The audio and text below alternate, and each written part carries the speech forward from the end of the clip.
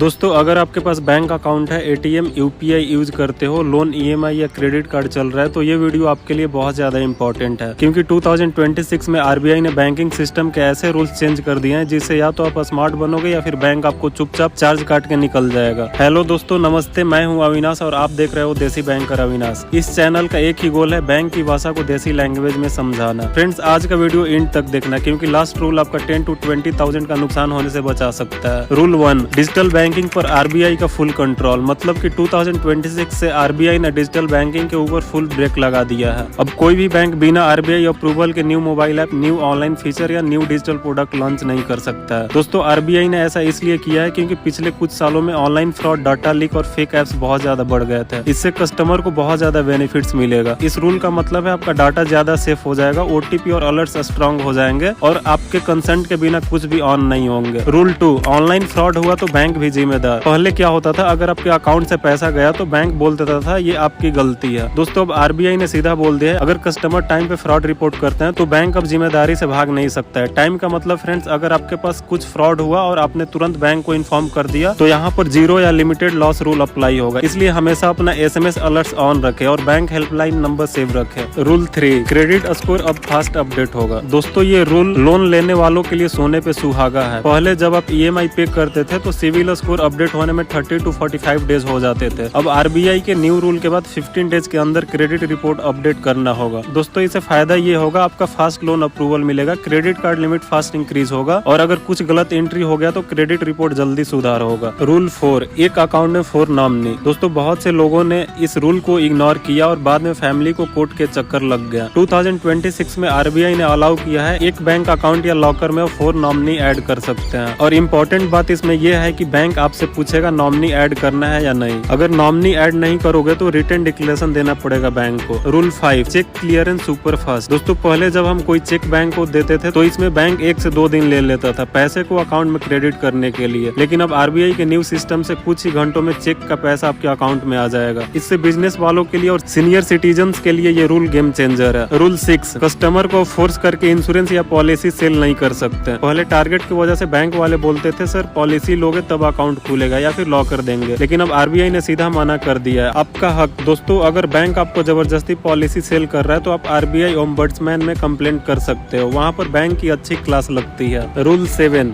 .bank.in website rule. दोस्तों, RBI ने ये एक अच्छा रूल लाया है। 2026 से सिर्फ .bank.in वाला ही वेबसाइट असली होगा। इससे फेक लिंक्स बंद होंगे, फिशिंग कम होगा और साइबर फ्रॉड कंट्रोल होगा। दोस्तों, अगर आपको ये रूल नहीं पता तो बैंक आपको कंफ्यूज करेगा और अगर पता है तो बैंक भी आपका सीधा काम करेगा। दोस्तों, अगर वीडियो यूजफुल लगी तो लाइक करो, कमेंट करो और अगर बैंकिंग नॉलेज देसी लैंग्वेज में चाहिए तो सब्सक्राइब करो देसी बैंकर अविनाश। मिलते हैं नेक्स्ट वीडियो में, तब तक बैंक से हमेशा स्मार्ट रहो।